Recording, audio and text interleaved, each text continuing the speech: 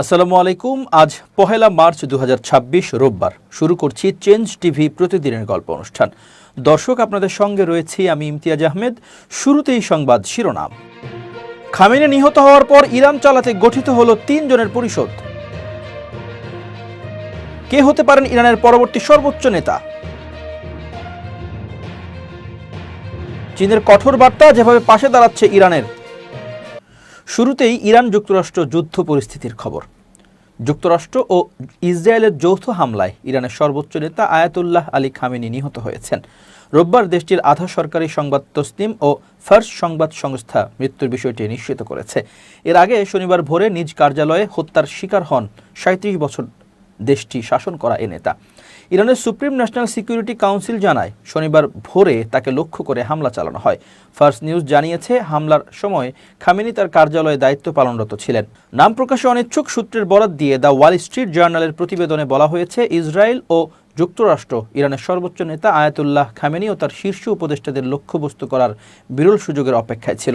প্রতিবেদনে বলা হয়েছে, গোয়েন্দা সংস্থাগুলো এমন 3টি বৈঠকের খবর নিশ্চিত হয়েছিল যে অস্বাভাবিকতা দিনের আলোতে হামলার সুযোগ আসে।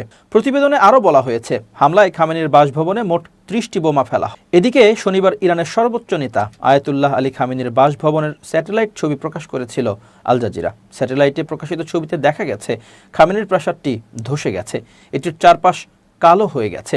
এতে বোঝা যাচ্ছে সেখানে বড় ধরনের বিস্ফোরণ ঘটানো হয়েছে। তবে হামলার প্রকৃতি, ব্যবহৃত অস্ত্র কিংবা সুনির্দিষ্ট লক্ষ্যবস্তুর বিষয়ে আনুষ্ঠানিকভাবে বিস্তারিত কিছু জানানো হয়নি। সর্বোচ্চ ধর্মীয় নেতা আয়াতুল্লাহ আলী খামেনি নিহত হওয়ার পর প্রেসিডেন্ট মাসুদ পেজিশকিয়ানকে প্রধান করে 3 সদস্যের অস্থায়ী নেতৃত্ব পরিষদ গঠন করেছে ইরান। দেশটির সরকারি বার্তা সংস্থা ইসলামিক রিপাবলিক নিউজ এজেন্সি ইরানা এর বরাত দিয়ে এক প্রতিবেদনে এ তথ্য জানিয়েছে এএফপি। অস্থায়ী নেতৃত্ব পরিষদের বাকি 2 সদস্য হলেন দেশটির বিচার বিভাগের প্রধান গোলাম হোসেন মোহসেনি এজেই এবং ইরানের প্রভাবশালী সংস্থা গার্ডিয়ান কাউন্সিলের একজন জ্যেষ্ঠ আলেম।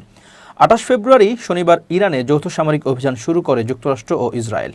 তারপর গতকাল রাতেই ইসরায়েলের প্রধানমন্ত্রী বেঞ্জামিন নেতানিয়াহু জানান যে খামেনি নিহত হয়েছেন। তারপর যুক্তরাষ্ট্রের প্রেসিডেন্ট ডোনাল্ড ট্রাম্পও খামেনির নিহতের তথ্য নিশ্চিত করেন। রোববার বাংলাদেশ সময় সকালে সরকারিভাবে খামেনি নিহত হওয়ার তথ্য স্বীকার করেছে ইরান।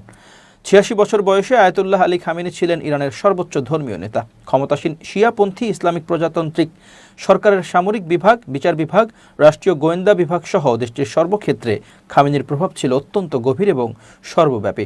মূলত তার নির্দেশনাতেই ইরানের সরকার চলত। 1979 সালে ইসলামী বিপ্লবের পর যে সংবিধান গ্রহণ করে ইরান, সেখানে অস্থায়ী নেতৃত্ব পরিষদের ব্যাপারে উল্লেখ আছে। সংবিধানের 111 নম্বর ধারায় বলা হয়েছে, যদি সর্বোচ্চ ধর্মীয় নেতা লোকান্তরিত হন কিংবা দায়িত্ব পালনে অক্ষম হয়ে পড়েন, তাহলে নতুন সর্বোচ্চ নেতা আসার আগ পর্যন্ত ইরানের সার্বিক নির্বাহী দায়িত্বে থাকবে অস্থায়ী নেতৃত্ব পরিষদ। আয়াতুল্লাহ আলী খামেনি নিহত হওয়ার পর ইরানের সর্বোচ্চ ধর্মীয় নেতা কে হবেন তা নিয়ে আলোচনা শুরু হয়েছে। এই আলোচনায় এ পর্যন্ত উঠে এসেছে 5 জনের নাম। এরা হলেন মোজতবা খামেনি, 56 বছর বয়স্ক মোজতবা খামেনি আয়াতুল্লাহ আলী খামেনির দ্বিতীয় পুত্র। ইরানের অভ্যন্তরীণ রাজনীতি, সামরিক বাহিনীর অভিজাত শাখা Islamic revolutionary guard corps IRGC এবং আধাসামরিক বাসিজ স্বেচ্ছাসেবক বাহিনীর উপর তার দৃঢ় ও গভীর প্রভাব রয়েছে। তবে ইরানের শিয়া শাসন ব্যবস্থায় রাষ্ট্র ক্ষমতায় পিতা পুত্রের উত্তরাধিকারকে তেমন গুরুত্ব দেওয়া হয় না। আরেকটি বাধা হলো মোজতবা খামেনি খুব উচ্চ পর্যায়ের ইসলামী পণ্ডিত নন এবং এখন পর্যন্ত শাসন ব্যবস্থায় তার কোনো আনুষ্ঠানিক ভূমিকা নেই। আলী রেজা আরাফি, 67 বছর বয়সী আলী রেজা আরাফি ইরানের তেমন পরিচিত ব্যক্তি নন, তবে তিনি খামেনির আস্থাভাজন এবং একজন প্রতিষ্ঠিত ইসলামী পণ্ডিত। আরাফি বর্তমানে ইরানের আলেমদের পরিষদের উপ-চেয়ারম্যান এবং ক্ষমতাশীল গার্ডিয়ান কাউন্সিলের সদস্য। এই কাউন্সিল ইরানের প্রেসিডেন্ট ও পার্লামেন্টের নির্বাচনে প্রার্থীদের বাছাই এবং পার্লামেন্টে পাস হওয়া আইনগুলো যাচাই করে। আরাফি ইরানের মাদ্রাসা শিক্ষা ব্যবস্থারও প্রধান, তবে তিনি রাজনৈতিকভাবে হেভিওয়েট নন এবং সামরিক ও নিরাপত্তা বাহিনীর সঙ্গে তার ঘনিষ্ঠ সম্পর্ক নেই।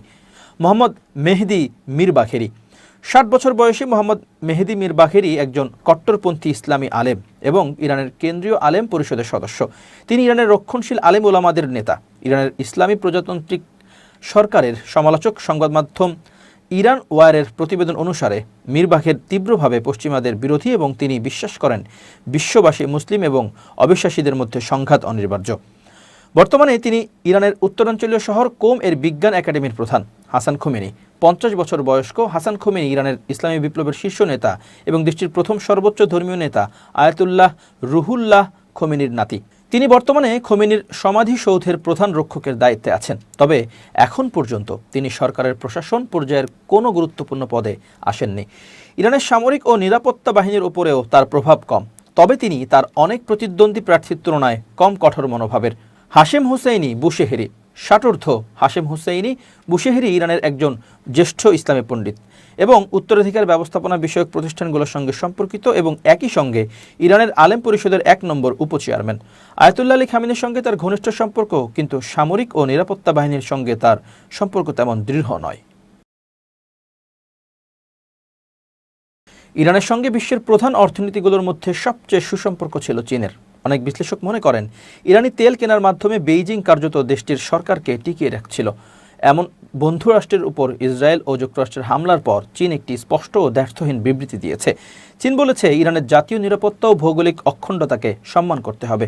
উত্তেজনা কমাতে চলমান হামলা অবিলম্বে বন্ধ করার আহ্বান জানিয়েছে বেইজিং। পাশাপাশি আঞ্চলিক স্থিতিশীলতা বজায় রাখতে আলোচনার টেবিলে ফিরে যাওয়ার কথাও বলেছে তারা। আল জাজিরা লিখেছে, চীনের সবচেয়ে বড় উদ্বেগের বিষয় হলো পরিস্থিতি নিয়ন্ত্রণের বাইরে চলে গিয়ে দীর্ঘস্থায়ী যুদ্ধে রূপ নিলে জ্বালানি বাজার অস্থির হয়ে উঠবে, আর ওই জ্বালানি বাজারের উপর অনেকাংশে নির্ভরশীল বেইজিং। চীনের উদ্বেগের পেছনে আরও একটি কারণ রয়েছে। গত কয়েক বছর ধরে বেইজিং এমন একটি বহুমেরু কেন্দ্রিক বিশ্ব গড়ে তুলতে কাজ করছে যেখানে যুক্তরাষ্ট্রের প্রভাব তুলনামূলক কম থাকবে। এই প্রেক্ষাপটে তারা তেহরানের শাসন ব্যবস্থাকে যুক্তরাষ্ট্র ও তার মিত্রদের প্রভাবের বিপরীতে একটি গুরুত্বপূর্ণ ভারসাম্য হিসেবে দেখে। এখন তাদের আশঙ্কা, ইরানে শাসন ব্যবস্থার পরিবর্তন হলে বৈশ্বিক জোটের সমীকরণ ওয়াশিংটনের পক্ষে আরও বেশি হেলে যাবে, যা বেইজিংয়ের স্বার্থের অনুকূলে নাও থাকতে পারে। ইরানের ক্ষেপণাস্ত্র ড্রোন হামলায় ইসরায়েলে এ পর্যন্ত 1 জন নিহত এবং 121 জন আহত হয়েছে। যিনি নিহত হয়েছেন তিনি একজন নারী এবং আহতদের বেশিরভাগই আঘাত গুরুতর নয়। 28 ফেব্রুয়ারি শনিবার যুক্তরাষ্ট্র ইসরায়েলের সঙ্গে ইরানের যুদ্ধ বাঁধার পর থেকে ইসরায়েলকে লক্ষ্য করে দফায় দফায় গুচ্ছ গুচ্ছ ক্ষেপণাস্ত্র ছুড়ছে ইরান। ইসরায়েলের প্রতিরক্ষা বাহিনী জানিয়েছে এসব ক্ষেপণাস্ত্রের অধিকাংশকেই লক্ষ্যবস্তুতে আঘাত হানার আগে ধ্বংস করা সম্ভব হলেও সবগুলোকে আটকানো সম্ভব হচ্ছে না। আকাশ প্রতিরক্ষা ব্যবস্থার ফাঁক গলে কিছু ক্ষেপণাস্ত্র আঘাত হেনছে এবং সেসবের জেরেই ঘটছে এসব নিহত ও আহতের ঘটনা। যারা নিহত এবং আহত হয়েছেন তারা সবাই তেল আবিব, বেইত শেমেশ এবং পশ্চিম জেরুজালেমের বাসিন্দা। ফিলিস্তিনের পশ্চিম তীরে ইসরায়েলি বসতি স্থাপনকারীদের আবাসিক এলাকা লক্ষ্য করেও ক্ষেপণাস্ত্র ছুড়েছে ইরান। তবে সেখান থেকে এখনও নিহত বা আহতের কোনো সংবাদ পাওয়া যায়নি। এবার অন্যান্য খবর। ইরানে মার্কিন ইসরায়েলি হামলার প্রেক্ষিতে মধ্যপ্রাচ্যের সব রুটে ফ্লাইট চলাচল স্থগিত রাখার তথ্য জানিয়ে ওই রুটের যাত্রীদের আগাম যোগাযোগ ছাড়া বিমানবন্দরে না আসার জন্য অনুরোধ জানিয়েছে বিমান বাংলাদেশ এয়ারলাইন্স। এছাড়া নিজের ফ্লাইট সম্পর্কে জানতে মধ্যপ্রাচ্যগামী যাত্রীদের 13636 নম্বরে যোগাযোগ করতে বলা হয়েছে। এক বিশেষ বিজ্ঞপ্তিতে বিমান কর্তৃপক্ষ এই অনুরোধ জানায়। বিমানের বিজ্ঞপ্তিতে বলা হয়, বিমান বাংলাদেশ এয়ারলাইন্স অত্যন্ত দুঃখের সঙ্গে জানাচ্ছে যে মধ্যপ্রাচ্যের বর্তমান নিরাপত্তা পরিস্থিতির কারণে Dammam, Jeddah, Medina, Riyadh, Sharjah, Abu Dhabi, Dubai, Kuwait সহ মধ্যপ্রাচ্যের সকল গন্তব্যে বিমানের সকল ফ্লাইট পরবর্তী নির্দেশ না দেওয়া পর্যন্ত স্থগিত রাখা হয়েছে। এতে বলা হয়, এসব গন্তব্যে যাত্রা করতে ইচ্ছুক সকল যাত্রীদের বিমান বাংলাদেশ এয়ারলাইন্সের সঙ্গে যোগাযোগ না করে বিমানবন্দরে না আসার জন্য বিশেষভাবে অনুরোধ করা হচ্ছে। যাত্রীরা 13636 নম্বরে যোগাযোগ করতে পারবেন। অনাকাঙ্ক্ষিত পরিস্থিতির জন্য যাত্রীদের কাছে আন্তরিকভাবে ক্ষমা চেয়ে বিমান বাংলাদেশ এয়ারলাইন্সের মহাব্যবস্থাপক বশরা ইসলাম বলেন, যাত্রীদের নিরাপত্তা ও সুরক্ষা আমাদের সর্বোচ্চ অগ্রাধিকার। পরিস্থিতি পর্যবেক্ষণ করা হচ্ছে এবং যে কোনো আপডেট যথাসময়ে জানানো হবে। ইরান, ইসরায়েল ও যুক্তরাষ্ট্রের মধ্যে উত্তেজনার জন্য বাংলাদেশ থেকে মধ্যপ্রাচ্যের সব রুটে চলাচলকারী ফ্লাইট বাতিল করা বা স্থগিত করা হয়েছে। গতকাল শনিবার থেকে এখন পর্যন্ত 27টি ফ্লাইট বাতিল হয়েছে বলে জানিয়েছেন হজরত শাহজালাল বিমানবন্দরের নির্বাহী পরিচালক group captain SM Ragib Samad. রোববার তিনি গণমাধ্যমকে বিষয়টি নিশ্চিত করেন।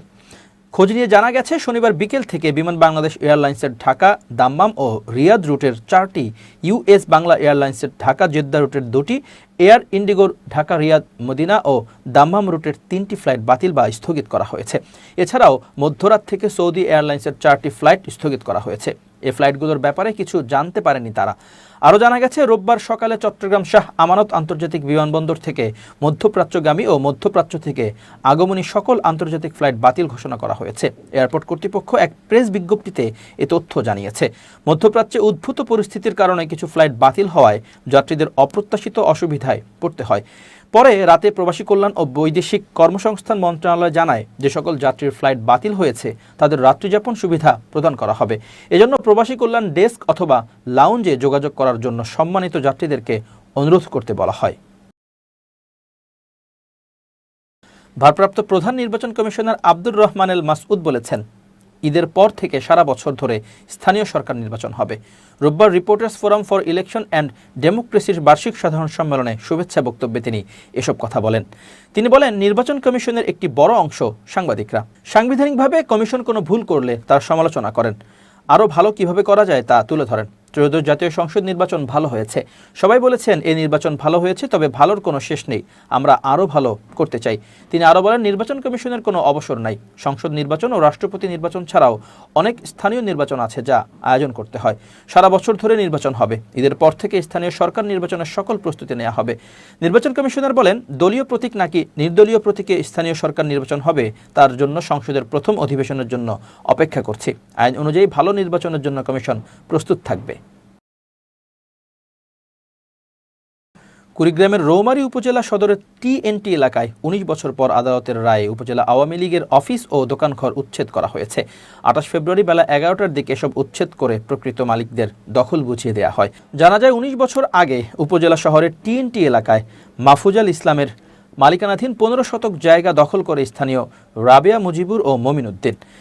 ক্ষমতার দাপট দেখিয়ে তারা সেখানে দোকানঘর নির্মাণ করেন। তারপর সেখানে আওয়ামী লীগের অফিস করা হয়। দখলকৃত জমি ফেরত পেতে ২০০৭ সালে কুড়িগ্রাম আদালতে মামলা দায়ের করেন মালিকরা। মামলার কারণে দীর্ঘসূত্রতা দেখা দেয়। ১৯ বছর আইনি লড়াই করে সম্প্রতি জায়গার প্রকৃত মালিকদের দখল দিতে রায় প্রদান করেন কুড়িগ্রাম আদালতের সিনিয়র সিভিল সহকারী জজ মোহাম্মদ ফিরোজ কবির। শনিবার আদালতের রায়ে দখলকৃত জমিতে থাকা দোকানঘর ও আওয়ামী লীগ অফিস উচ্ছেদ করে প্রকৃত মালিক মাহফুজল ও তার ওয়ারিসদের কাছে বুঝিয়ে দেন কুড়িগ্রামের কোর্টের নাজির মোহাম্মদ গোলাম রহমান ও কোর্ট পুলিশ উপপরিদর্শক SI ময়নুল হক। এ সময় অলি আহমেদ, বকুল মিয়া, কবিউল ও মুকসেদুল বলেন, ১৯ বছর আইনি লড়াই করে আমাদের পৈতৃক জমি ফিরে পেয়েছি। রৌমারী থানার OC কাউসার আলী বলেন, আদালত কমিশনের মাধ্যমে উচ্ছেদের বিষয়ে অবহিত করেন। কোর্টের নাজির ও পুলিশ এসে প্রকৃত মালিককে বুঝিয়ে দেওয়া হয়। দর্শক, এবার খুব জরুরি 1 মিনিট জানাচ্ছেন আমিরুল মোমিনিন মানিক। খুব জরুরি 1 মিনিটে প্রত্যেককে আমন্ত্রণ। প্রিয় দর্শক, আমাদের যে কোনো প্রাতিষ্ঠানিক অথবা সংগঠনের ক্ষেত্রে হোক না কেন, আমরা তোষামোদী এবং আনুগত্যের তফাৎ করতে পারি না। এ কারণেই বিশ্বাসঘাতকদের আমরা চিহ্নিত করতে পারি না। কোনটা তোষামোদী এবং কোনটা আনুগত্য সেটা অবশ্যই বিবেচনা করা উচিত। যেটা অতিরিক্ত, অতিরঞ্জিত, যেটা কেবলমাত্র আপনাকে সন্তুষ্ট করবার জন্যে, খুশি করবার জন্যে কেউ করেন, সেটাই হচ্ছে তোষামোদী। আর যেটা বাস্তবসম্মত, যেটার যোগ্য আপনি, সেটা হচ্ছে আনুগত্য। সুতরাং বিশ্বাসঘাতকদের চিহ্নিত করতে হলে, তাদের সম্পর্কে বুঝতে হলে অবশ্যই এ দুটো বিষয়ের ধারণা আপনাকে রাখতে হবে। একটা হচ্ছে আনুগত্য, অন্যটি হচ্ছে তোষামোদী। সবাই ভালো থাকবেন, শুভেচ্ছা নিরন্তর। এবার আন্তর্জাতিক সংবাদ। ইরানের সর্বোচ্চ নেতা আয়াতুল্লাহ আলী খামেনি নিহত হওয়ার খবরে কাশ্মীরের বিভিন্ন এলাকায় বিক্ষোভ ছড়িয়ে পড়েছে। এ পরিস্থিতিতে জম্মু ও কাশ্মীরের মুখ্যমন্ত্রী ওমর আবদুল্লাহ সবাইকে শান্ত থাকার আহ্বান জানিয়েছেন। যুক্তরাষ্ট্র ও ইসরায়েলের হামলায় খামেনি নিহত হয়েছেন বলে ইরানের রাষ্ট্রীয় গণমাধ্যমে নিশ্চিত করা হয়। এ খবর ছড়িয়ে পড়ার পর উপত্যকার বিভিন্ন স্থানে, বিশেষ করে শিয়া অধ্যুষিত এলাকাগুলোতে শত শত মানুষ রাস্তায় নেমে প্রতিবাদ জানান। কিছু এলাকায় মিছিল ও স্লোগান দেওয়া হয় বলে জানা গেছে। মুখ্যমন্ত্রীর দপ্তর X-এ দেওয়া এক পোস্টে জানায়, ইরানের সাম্প্রতিক পরিস্থিতি, বিশেষ করে ইরানের সর্বোচ্চ নেতা আয়াতুল্লাহ আলী খামেনি নিহত হওয়ার খবরে মুখ্যমন্ত্রী গভীর উদ্বেগ প্রকাশ করেছেন। তিনি সব সম্প্রদায়ের মানুষকে শান্ত থাকার, সম্প্রীতি বজায় রাখার এবং কোনো ধরনের উত্তেজনা বা অস্থিরতা সৃষ্টি করতে পারে এমন কর্মকাণ্ড থেকে বিরত থাকার আহ্বান জানিয়েছেন। মুখ্যমন্ত্রী ওমর আবদুল্লাহ বলেন, ইরানে অবস্থানরত জম্মু ও কাশ্মীরের বাসিন্দা, বিশেষ করে শিক্ষার্থীদের নিরাপত্তা ও কল্যাণ নিশ্চিত করতে তার সরকার কেন্দ্রীয় পররাষ্ট্র মন্ত্রণালয়ের সঙ্গে ঘনিষ্ঠ সমন্বয়ে কাজ করছে। ইরানের রাষ্ট্রীয় গণমাধ্যমের খবরে বলা হয়েছে, ইসরায়েল ও যুক্তরাষ্ট্রের যৌথ হামলায় খামেনি নিহত হয়েছেন। রবিবার ভোরে এ তথ্য নিশ্চিত করা হয়। প্রিয় দর্শক, শেষ করছি চেঞ্জ টিভির প্রতিদিনের গল্প অনুষ্ঠান। changeTV.press বাংলাদেশের ইউটিউব জার্নালিজমের অগ্রদূত। ভিজিট করুন এর ওয়েবসাইট www.changetv.press, ইউটিউব youtube.com/changetvpress এবং সাবস্ক্রাইব করুন চ্যানেলটি। নিয়মিত লাইক, কমেন্ট ও শেয়ার করে আপডেট রাখুন নিজেকে। ভালো থাকুন, নিরাপদে থাকুন, শুভেচ্ছা নিরন্তর। changetv.press, এক ফোঁটা হলুদও নেই।